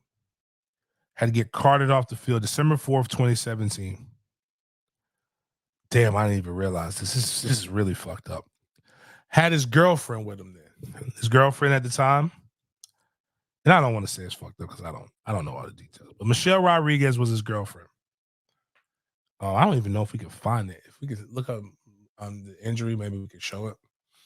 Not that one, but like she was riding with this man. Went through with him while he was rehabbing.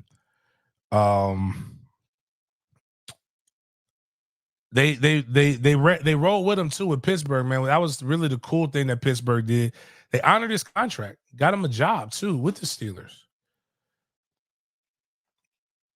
Smartly started a trucking company. He has Shea Trucking LLC. Only played 3 years before that injury happened on December 4th, 2017. He tried to tackle somebody, went wrong, paralyzed, rebuilt his body, could walk now. They said he had a 20% chance of walking. Oh, we got you able to show that? Yeah, I just don't see what. Like it's just run of the mill. Yeah, it's just, again, this is the beautiful violence in which football can happen, and just crazy, man. You know, when you look at stuff like this, and this is the injury right here. Just routine, nothing crazy, not even a big devastating hit. That's what made the one hit with the young man up at ironically, I think it was with the Buffalo Bills, when he got hit in the chest. It didn't look like anything. We got a push play on this. Just boom, led with his head, and then just he knew something was wrong. It probably just sent probably had a warm feeling down his body, and he couldn't move. And then just, you know, that's one of the things that I never want. Like, you can't move your legs. That's crazy. But he went through all this and wasn't married to Michelle at the time. Hold on 1 second. Hello? Hello? What's up? You trying to get? Let's see if we can. Testing. All right. Hold on. But hold on 1 second while I'm going to talk about this. But anyways, Ryan Shazier, long story short, he can walk again. And the first thing he did once he was able to walk again was he walked out of his wife's life. And now he's getting a divorce. Have no idea why he's getting a divorce. But that man said that man said he didn't want to be here no more. And it's the wildest thing ever. So what's going on, bro? Can you hear me? Yeah, I can hear you good. All right, tell everybody what's your name. What's good? Yeah, I'm Reese Davis, long-time Florida State fan, faithful I had a question about the new 12-team playoff. Mm-hmm. So with it being 12 teams, what possibility do you think that two teams will come out of the SEC? I think it's a good possibility. So let's look at what has to happen for the automatic entries. So you get conference champions. So now it's only 4 conferences. So 4 conference champions automatically get in. So if you win the ACC, like, we won't have the situation that we had last year. So you won the ACC, you'll be in the 12-team playoff in some capacity. I believe 2 group of 5 teams have to be in. So that's 6 teams that are guaranteed to get in. Now, after that, you just have to be in the top 12 in some way, shape, or form. So if we have what the opportunity we had at the beginning of last season, so a lot of people call the ACC trash, but don't remember, we started off extremely hot. Remember, it was all the talk was who's going to get left out of the ACC championship, with FSU, North Carolina, and Louisville all being undefeated and looking like they were going down a trajectory where all teams would be undefeated. Then the tragedy of playing on the CW happened to all 3 of the teams. Again, I have a theory. Do not put me on the CW. Louisville lost to Pittsburgh on the CW. North Carolina lost, I believe, was it Virginia? I forgot who they lost to on the CW. And we lost Jordan Travis on the CW.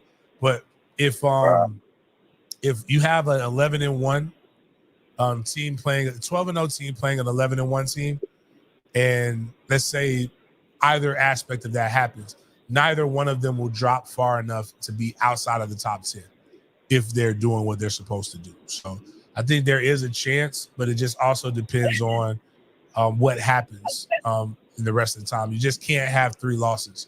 If an ACC team has 3 losses, they won't get in, but that might not hinder an SEC or a Big Ten team. But they're going to definitely get 2 SEC teams will be in, 2 Big Ten teams will be in.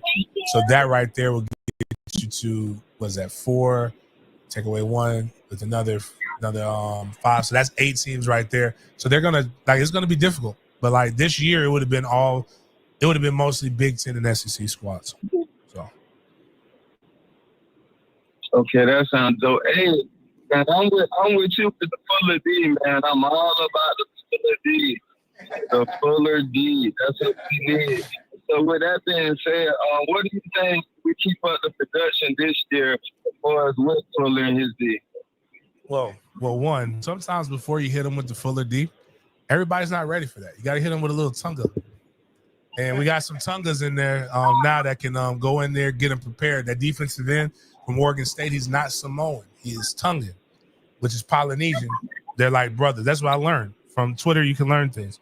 But I think we'll be fine. I think what you'll see is very similar to the 2022 defense. Remember, there was only one person that was really all about the Fuller D at that time. That would be me and my sons. We were the only ones who were just like, hey, this shit is straight. And then what we had was we had a Kalen Deloach that we knew could be good, but we didn't know. I knew, but most of the world didn't know. You had Tatum Bethune, who was coming from a G5, which you didn't know. And then you had guys that were scrappy, like I can't think of his name, the DB from Louisville that came in, who wasn't highly heralded.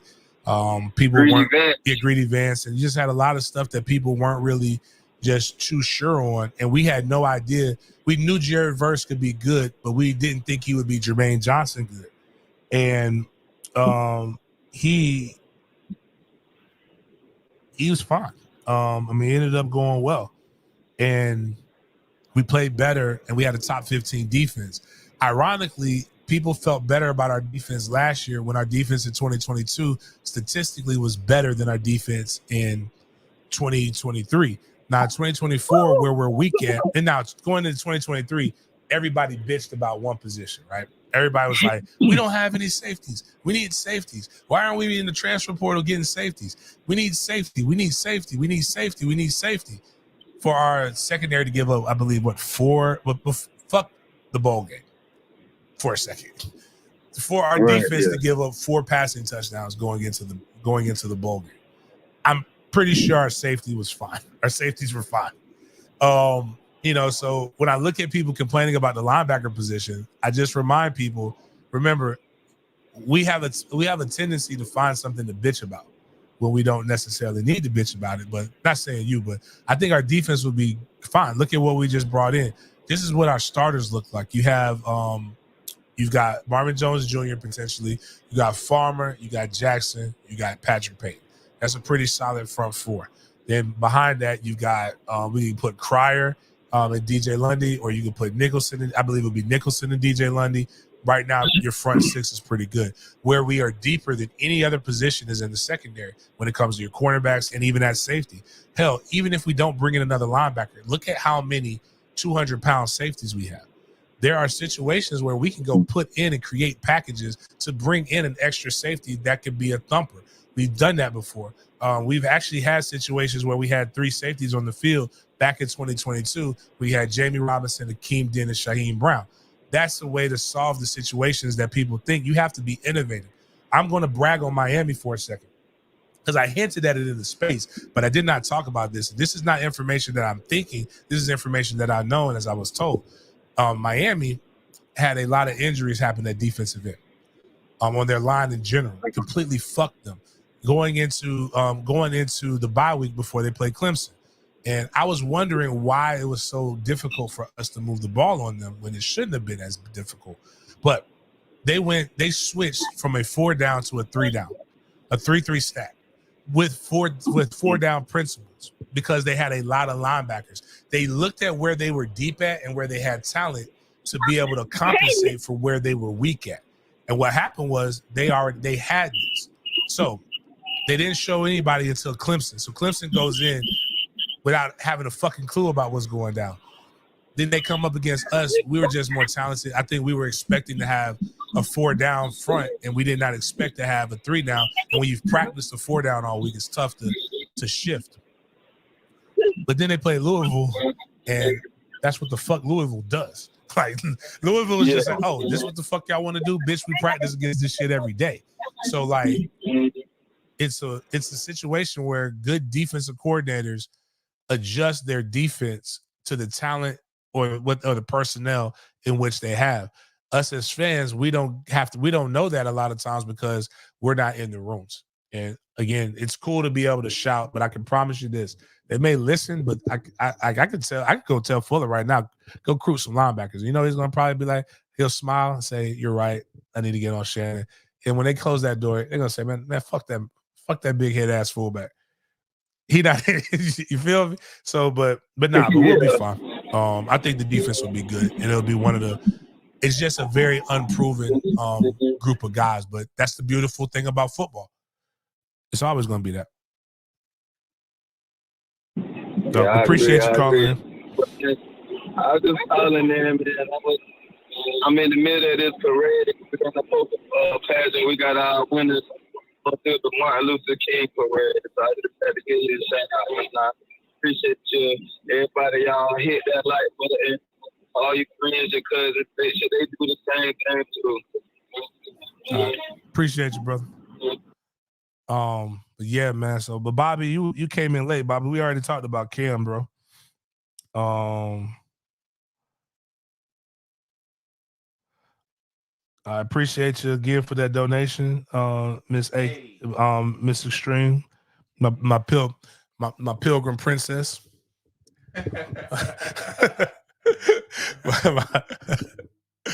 My porcelain partner. Appreciate you for those things. Like, what if Dr. Umar flipped? Like, do you remember the movie Don't Be a Menace? Yeah. And he says, "Excuse me, my Nubian queen, my woman that the guys are putting. Could you please tap that white girl for me?" I can see Dr. Umar doing that, man. Dr. Umar is so against interracial dating that I believe he got an interracial baby somewhere. Now, people who fight the hardest are typically the ones who are fighting an internal battle. You know, but now what did Bobby talk about? I'm curious what this group thinks. Why is the overall sentiment on Twitter that it's not okay that Miami fans are excited about getting Cam Ward? He's easily the best quarterback we've had in years. Bobby, I don't think that's the sentiment. I think the sentiment is overall fuck Miami fans. Because all Miami fans have done is shit and poo-poo on everybody else, not you. I actually talked to my guys to tell them to put you in. Go follow my guy Bobby at Realistic Kane on Twitter. Bobby, you got to follow the upstanding at Big Game James. You got to tweet at Big Game, DM at Big Game James _36. Not Big Game James 36. That dude is a degenerate that should not be allowed on the Twitter streets. But for whatever reason, Elon pardoned him after he tried to incite a riot and cause extreme violence. Have no idea why he did that, but yeah. So, shit. Anyway, man, like I'm thrown off. He kind of messed me up a little bit.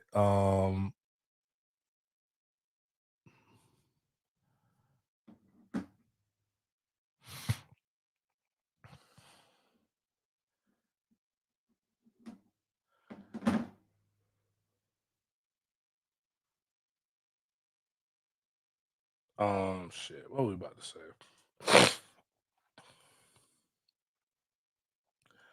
Yeah, I don't even remember. We're talking about the NFL. Ryan Shazier's wife. Brian Shazier walking out on his life. Oh, can we show some more big hits though? This is why I love the beautiful thing about football. I've always told people, hit me high, don't hit me low, because the thing that we're trying to prevent can still happen. This guy's probably in concussion protocol and his knee is fucked up. You can't do both of those things. But push play. And the athletic training staff out to look. Boom, look at that knee. Ugh. And then look at his head. Ugh. I've been flipped like that before and landed on my head and have had neck issues since 2004. And that does not feel good. Not at all. I feel bad for this guy. But they told you not to go hit. You can't aim for the head. You can't hit the middle. Can't launch. Ooh, he didn't catch the ball. Mm-hmm. It's tough world, man. It's funny how the world can change in a short amount of time. the NFL went from having very few, like 2 black coaches for a long time to now we have 3 1/4 because let's be honest, man. Josh McDaniels isn't black. Like, I don't give a fuck what they say about his dad. That motherfucker's not black. But if he would have won a Super Bowl, we would have definitely claimed him. But let's say hypothetically we have 4 black coaches.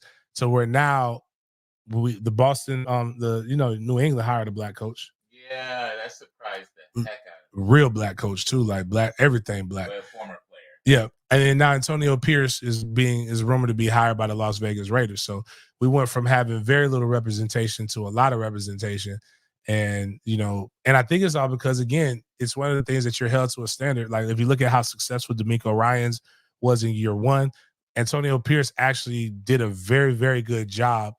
Actually, I believe if the Carolina Panthers would have followed this same suit, they would probably be in a better position than they are right now. But shout out to Antonio Pierce.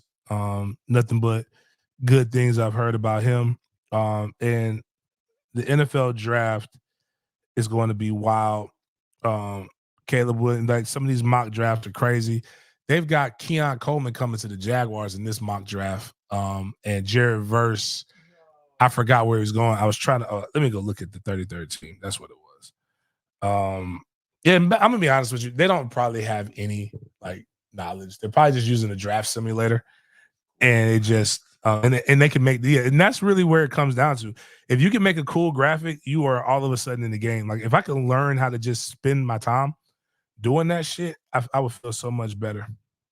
But I'm just not. I don't know, man. Yeah, that's what I really believe in. I just feel like everybody has their ministry, and that's just not my thing, man. But I'm trying to find the last part of the mock because I got the first 2 mocks up there. They have picks 1 through 10, and then the other one's 2 through.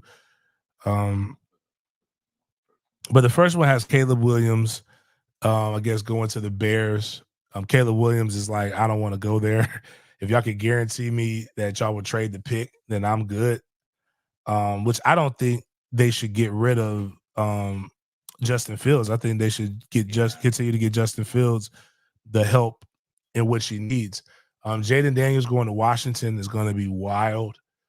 Drake May going to Boston. Going to the Patriots, I think, will be crazy as well. Marvin Harrison Jr. going all the way down to 4. Again, that's just interesting to me.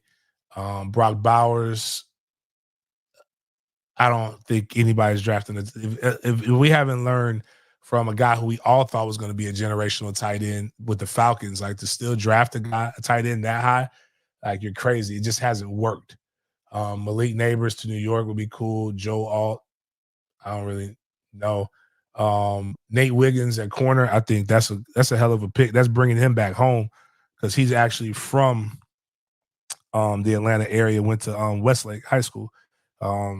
Really good, really good corner.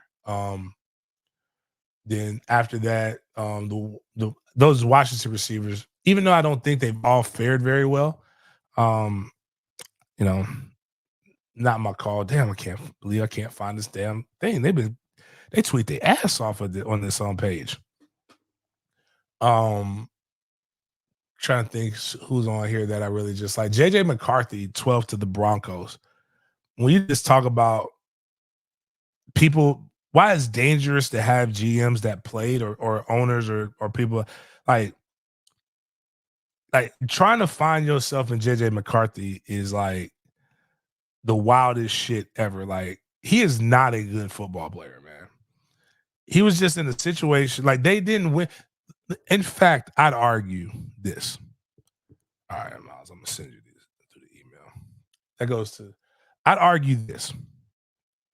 Michigan almost lost that game trying to make JJ McCarthy the MVP of the national championship.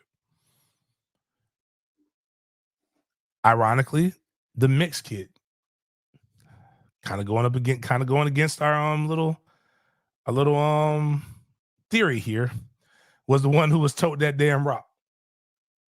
And when they started going back to that, that's when they started really like putting Washington away. They could have ran whatever, but going back to this, you got Keon Coleman at 17 going to the Jags, and Jared Verse going at 24 to the Dolphins.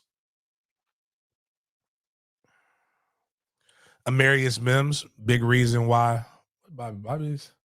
Bobby, 5 gifts, 10 media group membership. Oh, nice. Amarius Mims going to Georgia. I mean, Georgia from my tackle from Georgia going to Pittsburgh.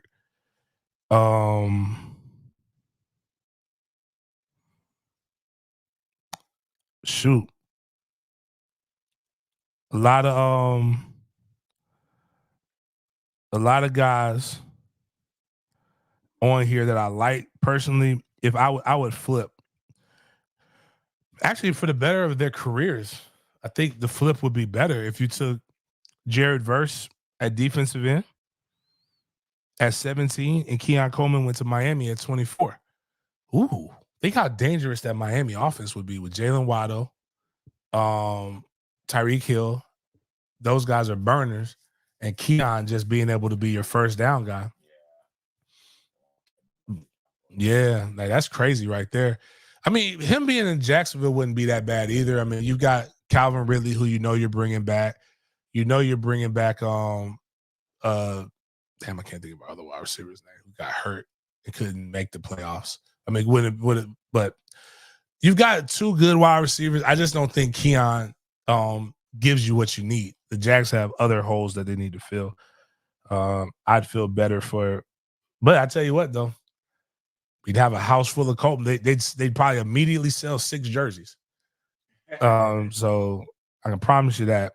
And then finishing it out, you've got Tyrion Arnold going to the Eagles. Shout out to Tallahassee.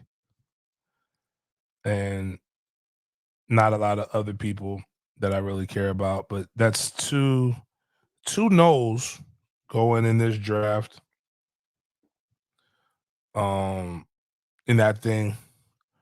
And no, I don't think I saw any Hurricanes.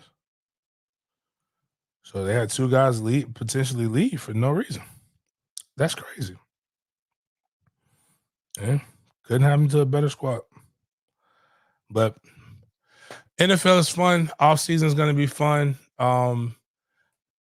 Shout out to Bobby gifting 5 memberships. Did we see who got those memberships?